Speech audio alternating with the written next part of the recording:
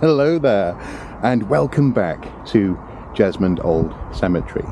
Now I say welcome back because this is actually the location of one of the first YouTube videos I ever made.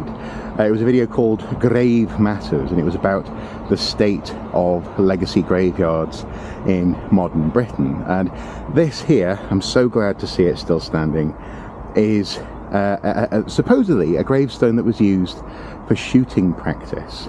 And I'm amazed that it hasn't fallen over. We've had some horrible storms in recent years, and it is high quality sandstone, but nonetheless it is vulnerable to weathering, as you can see, but it still stands. And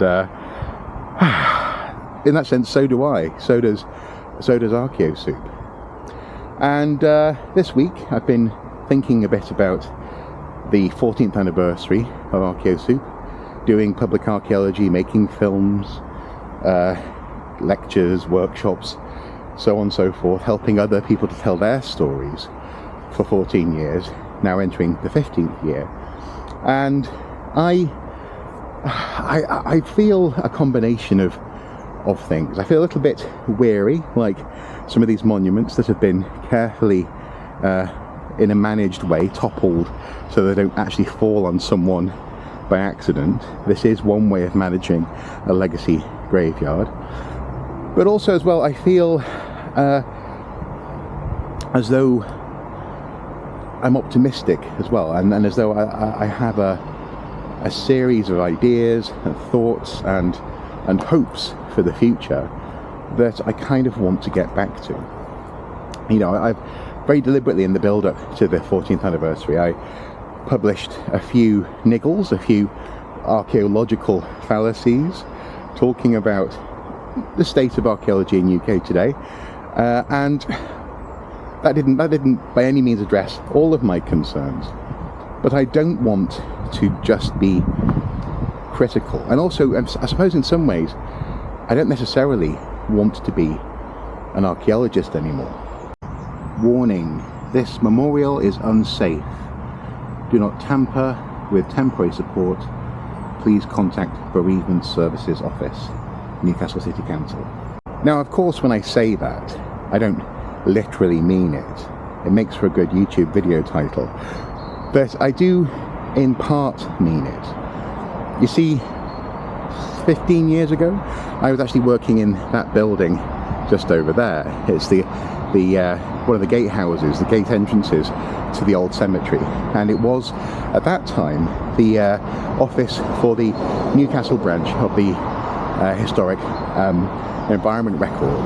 And I spent a lot of time volunteering, recording shipwrecks off the coast and adding to that historical record, which moved from there several years ago now to I believe the Civic Centre in Newcastle.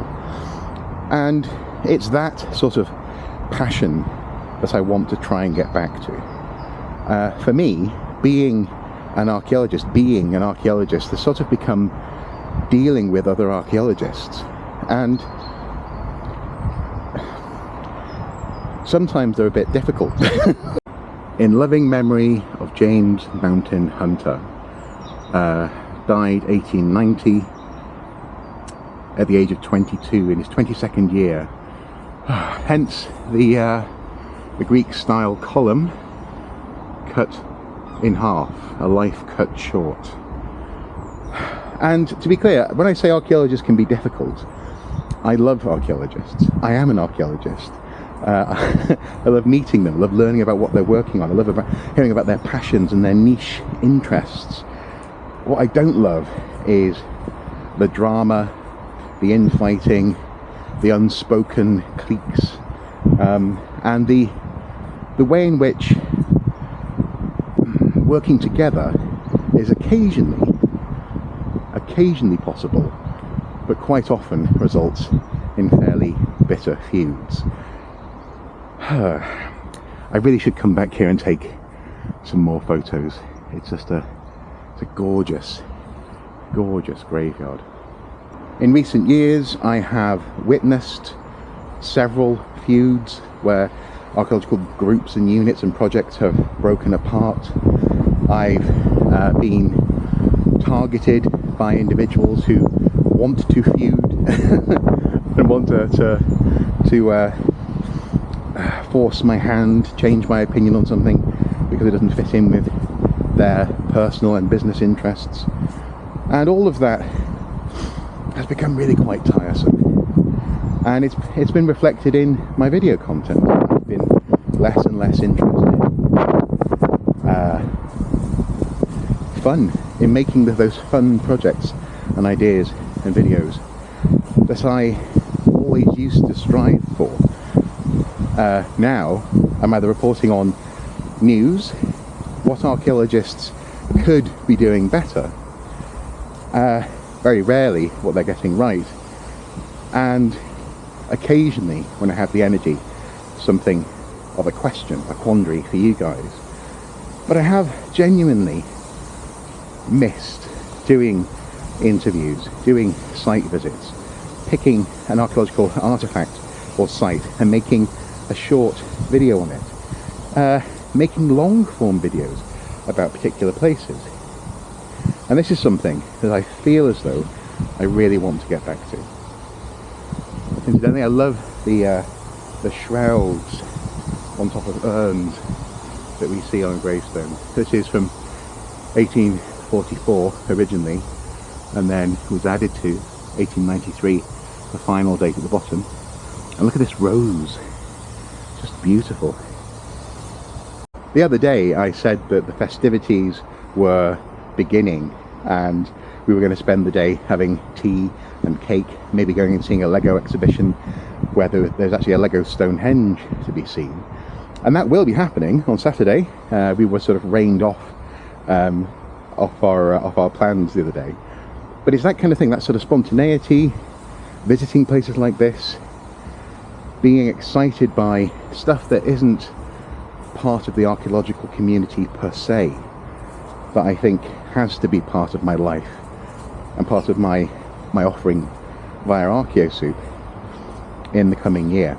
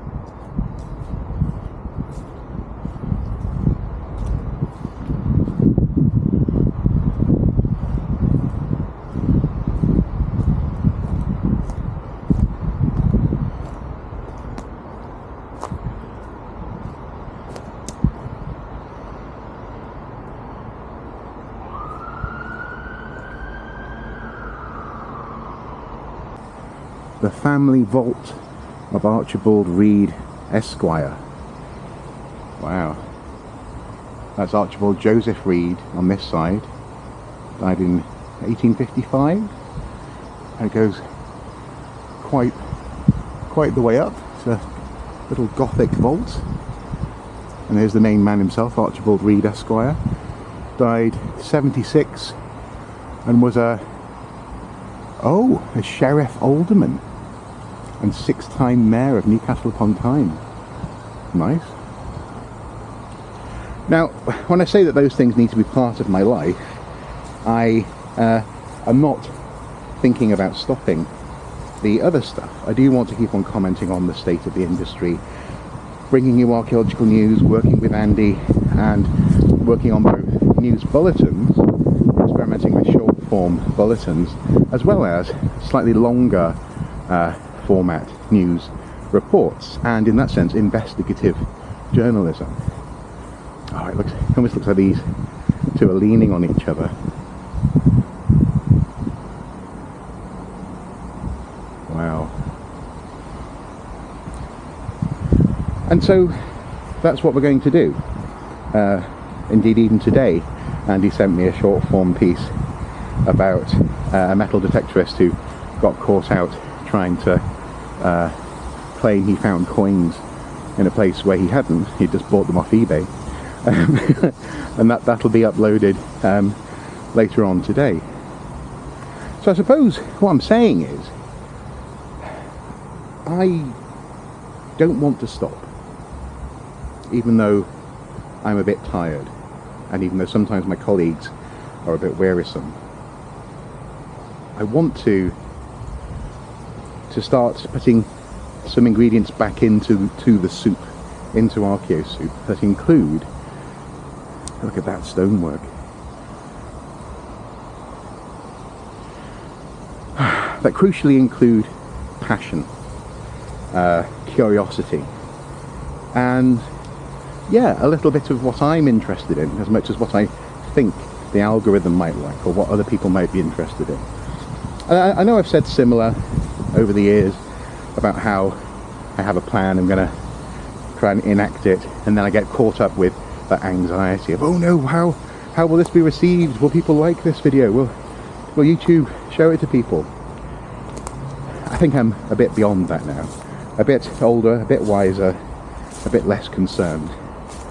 And I'm hoping that simply by making an honest, simple list of ingredients, topics I want to cover, places I want to visit, people I want to interview, and pursuing that at the very least I will feel a little less tired when I think about another 14 years of Archaeosoup. Oh, look at that. That tree has grown up and is literally pushing the angel on her plinth out of the way. Or their plinth, the angel. It is unclear what their pronouns are. I love these graveyards, I really do. Maybe that's something I need to do actually as well. Maybe start a graveyard visiting subsection. A series where I just visit graveyards. Maybe talk a little bit more about the graveyard furniture that we find, and enjoy the atmosphere, because if nothing else, I do love atmosphere. Here we can see chisel marks and etching where the people who've installed this sort of Celtic inspired cross were hoping it would be embedded in the ground, presumably in cement. It's not dissimilar to the sort of stuff you see on reclaimed stone from Roman forts. In Escombe Church, for example, that reclaimed stone was originally designed to have plaster on it. And yeah, I love those sorts of details. Right, I need to crack on and pick up a friend after a work shift. We're going to go and have a nice cup of tea. And yeah, let me know if there's anything that you would like me to look at. I'm going to remake my list of artifacts, places and things, and if there's something that's caught your attention and you think it should catch mine, then let me know. Another column cut short, and hence before mine is cut short, I want to get a bit more spontaneity and joy back into the soup. And if that means that I'm slightly less of an archaeologist, in my mind at least, if I'm not quite so wedded to that at times troublesome community, at times, only at times, just for a while, then all the better. But until next time guys, do take care, and bye bye from Jesmond Old Cemetery. I love it.